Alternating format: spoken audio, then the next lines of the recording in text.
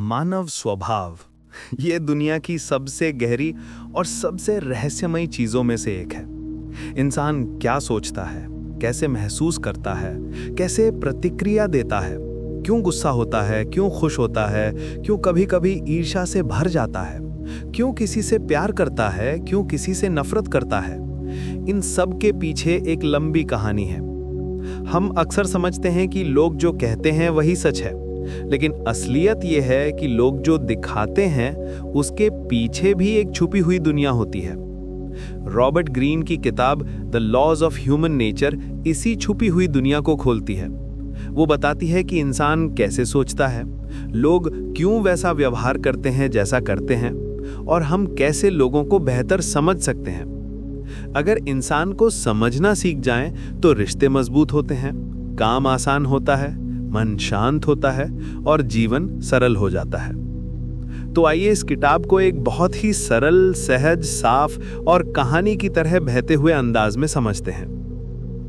सबसे पहले यह समझना जरूरी है कि इंसान तार्किक नहीं होते, भावनात्मक होते हैं। हम सोचते हैं कि हम अपने निर्णय सोच समझ कर लेते हैं, लेकिन हमारी भावनाएं ही हमें दिशा देती हैं। कोई हमारी तारीफ कर दे तो हम उसे पसंद करने लगते हैं, कोई आलोचना कर दे तो हम उसे नापसंद कर देते हैं, कोई चीज सुंदर दिखे तो हम उसे खरीदना चाहते हैं, कोई चमकदार ऐड दिखे तो हमें लगता है कि हमें वही चाहिए। हमारे फैसलों में भावनाओं की भूमिका तर्क से कहीं ज्यादा होती है। लेकिन दिलचस्प बात यह है कि लोग अपनी भावनाएं छुपा कर रखते हैं। हर इंसान एक मास्क, एक चेहरा, एक रोल पहनकर चलता है। बाहर से हम शांत, विनम्र, समझदार, जिम्मेदार दिखते हैं, लेकिन अंदर कहीं डर होता है, असुरक्षा होती है, ईर्ष्या होती है, लालसा होती है या फिर दुख होता है। इसलिए किताब का एक बड़ा संदेश है, लोगों के बाहरी चेहरे पर मत जाओ, चेहरे के पीछे झांकना सीखो। उदाहरण के लिए, अगर कोई बहुत रूखा व्यवहार कर रहा है तो हो सकता है वो अंदर अंदर तनाव में हो। अगर कोई बहुत दिखावा कर रहा है तो हो सकता है वो गहरे भीतर असुरक्षित महसूस कर रहा हो। अगर कोई बहुत मीठा बोल रहा है तो हो सकता है कि उसका कोई उद्देश्य हो।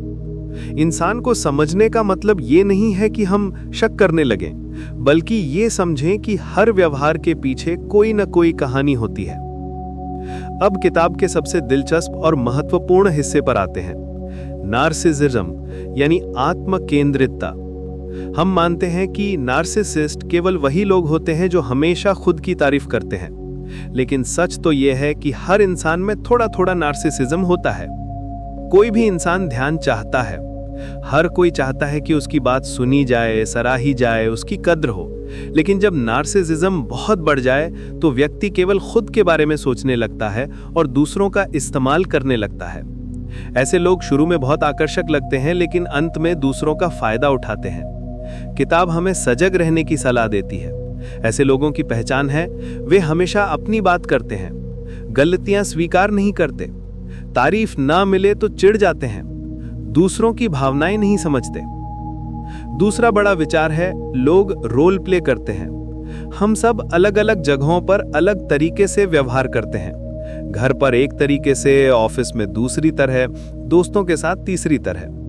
ये एक सामाजिक अभिनय है, इसलिए कभी भी एक व्यवहार के आधार पर किसी को जज नहीं करना चाहिए। और जब आप भी खुद किसी स्थिति में अलग ढंग से व्यवहार करते हैं तो ये कोई धोखा नहीं, ये सामाजिक बुद्धिमत्ता है। नौकरी के इंटरव्यू में आत्मविश्वासी दिखना, चाहे भीतर डर हो, ये भी एक रोल है और ये सही है। किसी समस्या को हल करने में शांत दिखना, चाहे भीतर बेचैनी हो, यही परिपक्वता है। किताब आगे बताती है कि गुस्सा इंसान को अंधा कर देता है। गुस्से की अवस्था में इंसान गलत फैसले लेता है, उल्टी सीधी बातें बोल देता है, रिश्तों को चोट पहुंचा देता है। इसलिए जब भी गुस्सा आए, तुरंत प्रतिक्रिया देने की बजाय थोड़ा रुकें, भावनाएं शांत हो जाएं तो फैसला लें। और जब कोई और आपसे गुस्से में बात करे तो याद रखिए, शायद वो किसी दर्द, डर या कमजोरी से जूझ रहा है। अब बात करते हैं ईर्ष्या यानी जेलसी की। ये भावना हर किसी में होती है, लेकिन कोई मानता नहीं। जब किसी के पास वो चीज होती है जो हमें चाहिए, सफलता, पैसा, सुंदरता, लोकप्रियता, अवसर, तो मन में जलन आना स्वाभाविक है। ईर्ष्यालु लोग कभी कभी मीठी बातें करते हुए भी चुभती हुई बातें बोलते हैं, पीछे से आलोचना करते हैं, सफलता पसंद नहीं आती। ऐसे लोगों से दूरी रखना बेहतर है। एक और महत्वपूर्ण बात, लोग भीड़ का प्रभाव जल्दी ले लेते हैं। हम सोचते हैं कि हम स्वतंत्र सोचते हैं, लेकिन हमारे निर्णय समाज, वातावरण, दोस्तों, सोशल मीडिया और आदतों से प्रभावित होते हैं। यदि आपका वातावरण नकारात्मक है तो आपके विचार भी नकारात्मक हो जाते हैं। यदि लोग महत्वाकांक्षी हैं तो आप भी आगे बढ़ने लगते हैं। इसलिए अपने आसपास के माहौल का चुनाव बहुत सोचकर करें। फिर आता है किताब का एक गहरा सिद्धांत, लोग दूरदृष्टि से नहीं, अल्प दृष्टि से फैसले लेते हैं। वे तुरंत मिलने वाले सुख को दीर्घकालीन परिणामों से ज्यादा महत्व देते हैं। इसी कारण लोग पैसा बर्बाद करते हैं, बुरी आदतों में फंस जाते हैं, रिश्तों में उत्तेजित होकर गलत निर्णय ले लेते हैं। रॉबर्ट ब्रीन कहते हैं कि एक साधारण प्रश्न आपकी जिंदगी बदल सकता है। क्या ये चीज एक हफ्ते, एक महीने या एक साल बाद भी उतनी ही जरूरी होगी? ये सवाल गुस्सा, तनाव, झगड़े, व्यर्थ खर्च सबको कम कर देता है। किताब में डिफेंसिवनेस पर भी जोर है। इंसान को अपने बारे में कुछ गलत सुनना पसंद नहीं होता। जैसे ही कोई हमारी आलोचना करता है, हम खुद को बचाने की कोशिश करते हैं, भले ही वो आलोचना सही हो। इसलिए दूसरों को फीडबैक देते समय बहुत नरमी और सम्मान की जरूरत है। तुम गलत हो की जगह शायद हम इसे एक और तरीके से कर सकते हैं। और जब कोई आपको फीडबैक दे तो तुरंत प्रतिक्रिया ना दें, सोचें, परखें और सीखें। एक बड़ा हिस्सा सेल्फ सैबोटाज यानी खुद को नुकसान पहुंचाने पर आधारित है। इंसान अक्सर अपनी ही प्रगति को रोक देता है, आलस्य से, अविश्वास से, डर से, बहानों से, तुलना से, परफेक्ट टाइम का इंतजार करके हम अवसरों को खुद ही खो देते हैं। इसका हल है खुद को समझना, अपनी आदतों को समझना, अपने डर की जड़ तक पहुंचना, खुद को धीरे धीरे अनुशासित करना। अब आते हैं बचपन के पैटर्न्स पर। यह किताब कहती है कि हर इंसान पर उसके बचपन का बहुत गहरा प्रभाव होता है।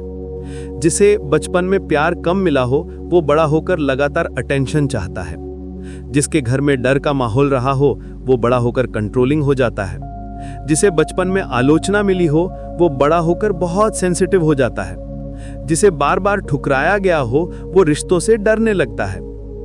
इन बातों को जानकर हम दूसरों को समझ पाते हैं और उसके प्रति सहानुभूति विकसित करते हैं। किताब आगे बताती है कि अग्रेशन दो तरीके से आती है, सीधी जो दिखाई देती है, गुस्सा, चीखना, झगड़ा, और छिपी हुई, व्यंग, चुप्पी, डिले करना, टाल मटोल करना। कई लोग सीधे चिल्लाकर कुछ नहीं कहते, लेकिन पैसिव अग्रेसिव तरीके से आपको परेशान करते हैं। इन्हें पहचानना जरूरी है। इसके बाद आता है कन्फर्मिटी यानी भीड़ के हिसाब से चलना।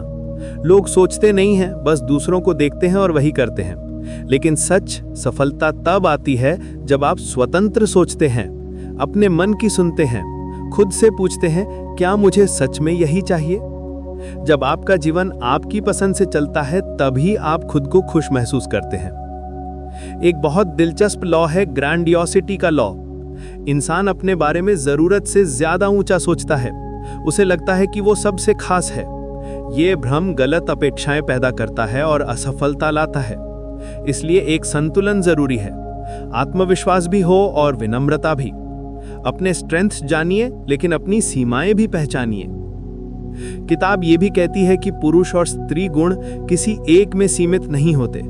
हर व्यक्ति में ताकत और नरमी दोनों होती है, बुद्धि और भावना दोनों होती है।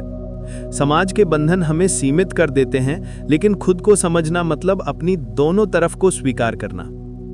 किताब का सबसे गहरा सिद्धांत है मृत्यु का सच। लोग मौत के बारे में सोचना पसंद नहीं करते, लेकिन जब हम ये मान लेते हैं कि जीवन सीमित है, तो प्रायोरिटीज बदलने लगती हैं। छोटी छोटी लड़ाइयां बेकार लगने लगती हैं, गुस्सा घटने लगता है, रिश्तों की अहमियत बढ़ जाती है, समय की कीमत समझ आती है, जीवन हल्का, शांत और सार्थक बन जाता है। और अब आते हैं किताब के सबसे महत्वपूर्ण हिस्से पर, सेल्फ अवेयरनेस यानी खुद को समझना। जब आप अपनी भावनाओं को पहचान लेते हैं, अपने डर को समझ लेते हैं, अपने अहंकार को पकड़ लेते हैं, अपने पैटर्न्स को देख लेते हैं, तब आप खुद के मालिक बन जाते हैं। आप भावनाओं के गुलाम नहीं रहते। आप प्रतिक्रियाएं नहीं देते, बल्कि सही उत्तर देते हैं। आप शांत, संतुलित और बुद्धिमान बन जाते हैं। किताब ये नहीं कहती कि आप दूसरों को मैनिपुलेट करें, बल्कि ये कहती है कि इंसान को समझो ताकि आपका जीवन समझदारी से चले, रिश्ते बेहतर हों, संघर्ष कम हो, मन की शांति बढ़े और आप मानव स्वभाव की जटिलताओं को देखकर घबराने की बजाय मुस्कुरा सकें। और अब इसी सुंदर विचार के साथ इस पूरी यात्रा का निष्कर्ष यही है कि इंसान को समझना खुद को समझना है, और खुद को समझने वाला इंसान इस दुनिया में सबसे मजबूत बन जाता है। अगर आपको ये पूरा ऑडियो स्टाइल सरल व्याख्या पसंद आई हो, इससे आपके जीवन में समझदारी बढ़ी हो और आपने कुछ नया सीखा हो, तो इस वीडियो को लाइक करें, शेयर करें और grow with books YouTube channel को सब्सक्राइब करें। धन्यवाद।